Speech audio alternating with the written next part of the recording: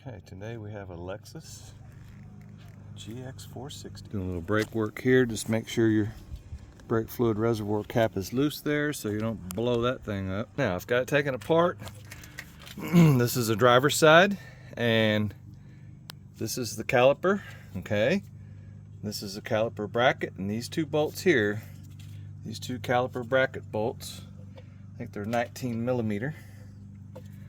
Okay, they're 91 foot-pounds torque down, and the lug nuts are 83. So if somebody's looking for that, then you're done. Otherwise, I'm gonna have a little look at these pins, this typical Toyota stuff. Really nice. The older ones had like a little clip here. The newer ones have this bar, and I don't know if it's better or not, who knows. It's easier to keep track of this tiny little clips. But yeah, just kind of pop one end out. You pop the other end out like that.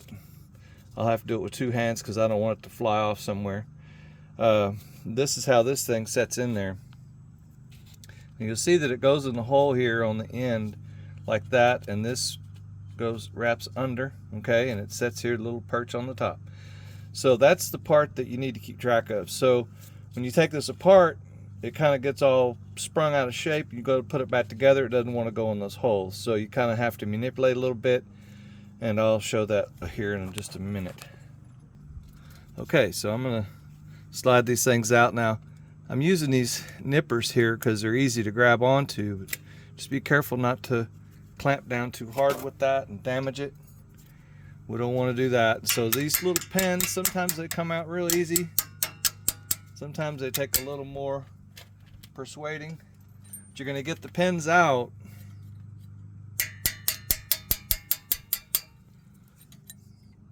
And then I'll get them in the wire brush, the bench grinder wire brush, and clean them up real pretty here in a minute. Get this thing to come loose. When I go back together, I like to use the Toyota grease in there. It's really good. That black stuff works really good. The other thing you want to keep track of when you're getting this thing apart is the location of where the little slider is for the squealer on there. You don't want to get that mixed up. That would be nice to get that right. Get this thing out of here. Out of there. It's got a little tweak on it.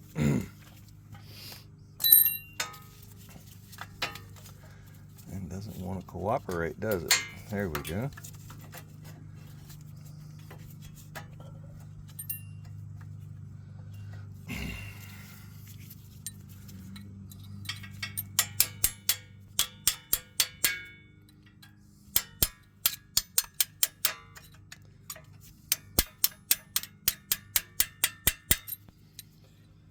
Once you get that thing loose, it usually comes out. This one here's got plenty of crud on it.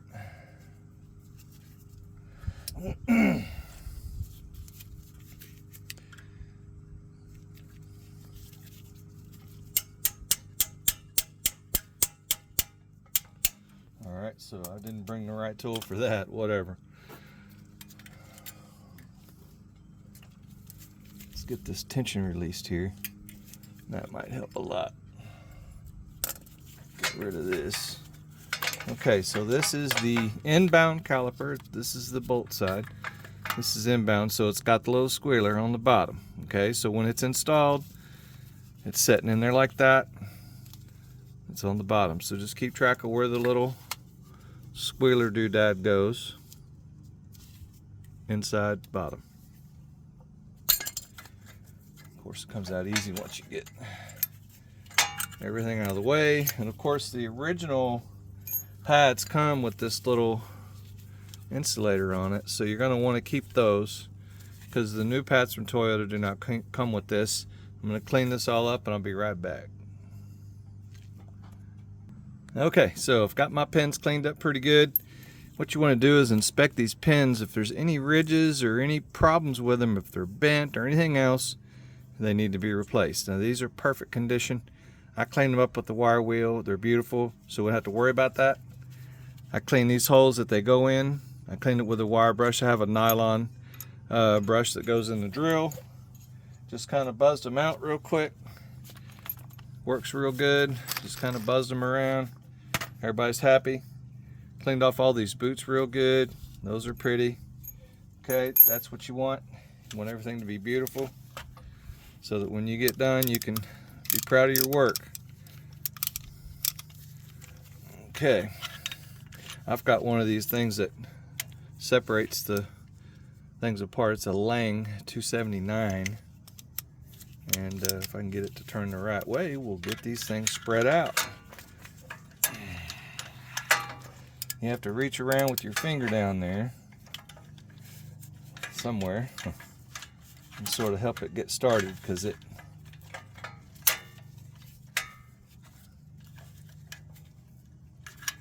got to have enough resistance to click. Get it to do it. Sorry, I'm just trying to keep it so the camera can see, but that doesn't help a thing if I can't get it working. There we go. All right. So yeah, so once you get it a little tighter, it starts going. You just slowly push that out. Now, my brake fluid in this one is perfect, okay? So if you got some old nasty ass brake fluid, you can break this line loose with a hose, put it into a can. You can drain this caliper into a can and you'll get some really disgusting brake fluid out of here. This should always be done every single time you do a brake job.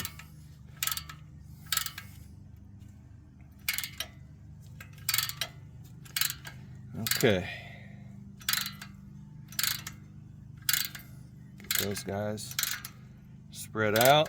Now if your brake master cylinder has been topped off and it's been kept up with always at the top, and sometimes you might get a little brake fluid coming out, so it's not a big deal. I'm not getting any on this one. I don't see any yet. But if you do, just after you're done, you know, check your level, make sure your level's good.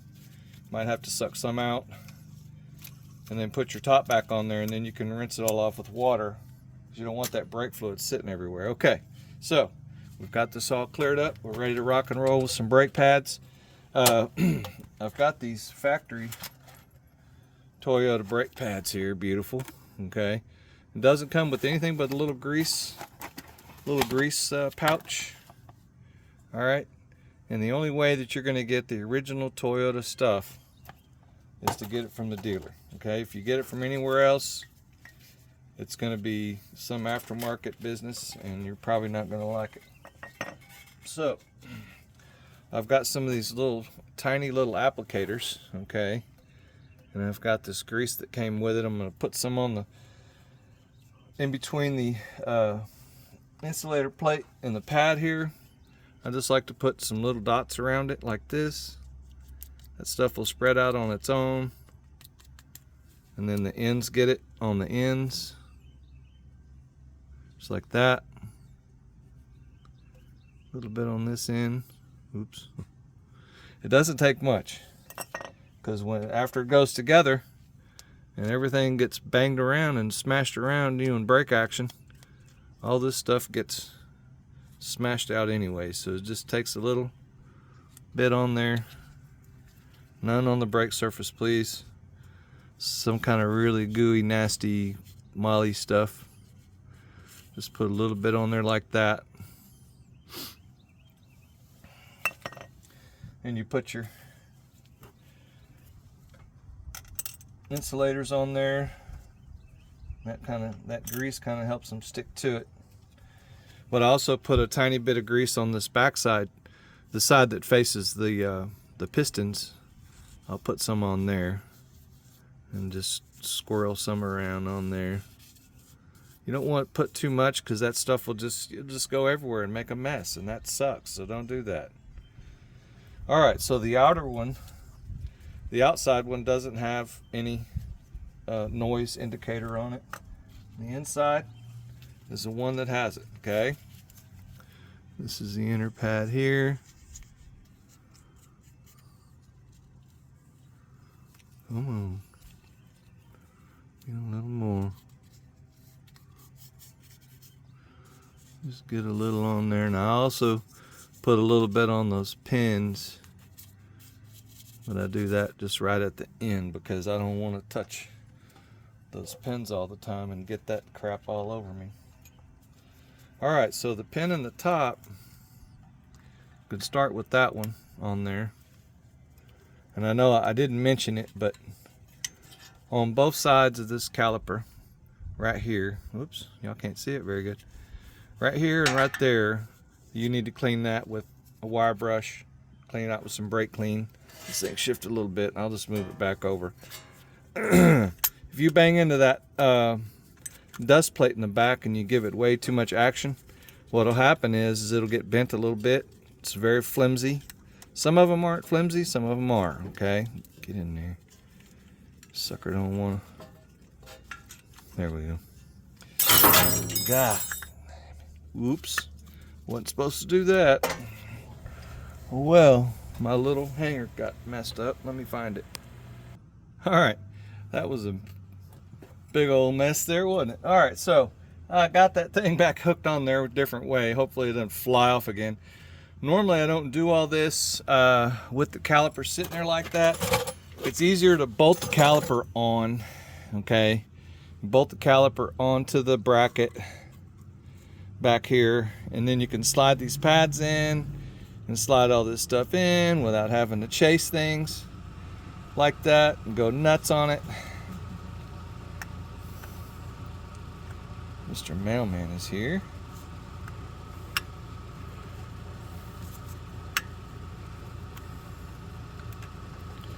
Sucker's got a bit of tension to it. There we go. Alright. Like I said, I'll put some lube on these pins at the end because they get messed with quite a bit.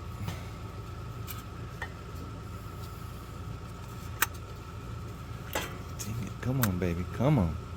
Just needed to move a little bit. Just a little bit. Howdy. I'm doing just fine. You got some goodies for me? Okay, I know you're not going to like this, but I put that pin in starting from this side just because that was my hand was available. So the pins are supposed to go in from the outside. This little clip that goes in here, okay, it goes in this hole and there's no way the pin can go like that. So just make sure I demo that before somebody freaks out, starts freaking getting on the internet and, you know, going wild and crazy. All right, so this little guy here just rests in there like that. Okay, and so you got to kind of stick it in there and get it started. It's all springed up. Don't worry about it. Just line that thing up. Hopefully you guys can see it. Okay, so we got the pin in. Top is lined up. I'll get that top done in a minute. This is the part that I was trying to talk about, because see, when it's all together like this little guy here doesn't want to go in that hole real good, so you kind of have to give it a little action, give it a little music. You sing it the right song and it wants to cooperate, because it's all kind of spring loaded and there, see? Okay, so that part's in. Everybody's happy. Let me take this one out, flip it around before the frickin' internet catches on fire. All right, so with this side here, let me get some of this grease. I like to put a little grease on it. Little grease on there on the end, so that when it's sitting in there, it's not just dry. Okay. Same thing on this other end. I'll put my hand's probably in the frickin' way. If I'm looking at what I'm doing, I'm not looking at where the camera is, and that's how I ended up with this thing flying a minute ago. So yeah, just get it and shove her in there. It doesn't need much, okay? If you put too much grease in there, it's gonna make a mess, okay? You wanna do a nice clean job. Same thing on this one down here. You pull it out a little bit. You don't have to go all the way, just enough to get the grease on it, okay? You want to do a nice professional job, not some jacked up ass job. Just spin it a little bit. Sometimes you don't want to spin. It's got a lot of tension on it from this little spring-loaded doodad chingawale here. Okay, so spin them around some. Everybody's happy. No binding, okay? If there's anything binding and it's not perfect, take it back apart and fix it, okay? Don't put it together all messed up. This top one, you just kind of spin it around and you get it with the pliers. Give it a little music. There we go. Everybody's happy. We're singing in the rain. Okay, so like I said before, I'm going to put this all together, but this is going to be the end of the video. Hope this helps somebody. The brake caliper bracket bolts are 91, lug nuts 83, and whenever you have a new pad and rotor situation like this, you need to burnish them. Burnish procedure is 15 to 20 stops, not stops, 15 to 20 decelerations from like 50 to 40, okay? Don't overheat this, and don't give it to someone without breaking in your pads, because they'll go 100 miles an hour and slam on the brakes one time and smoke everything, and then they'll be mad at you because it's all glazed over. So that's what we got going here. Hope this helps somebody. Y'all have a good day.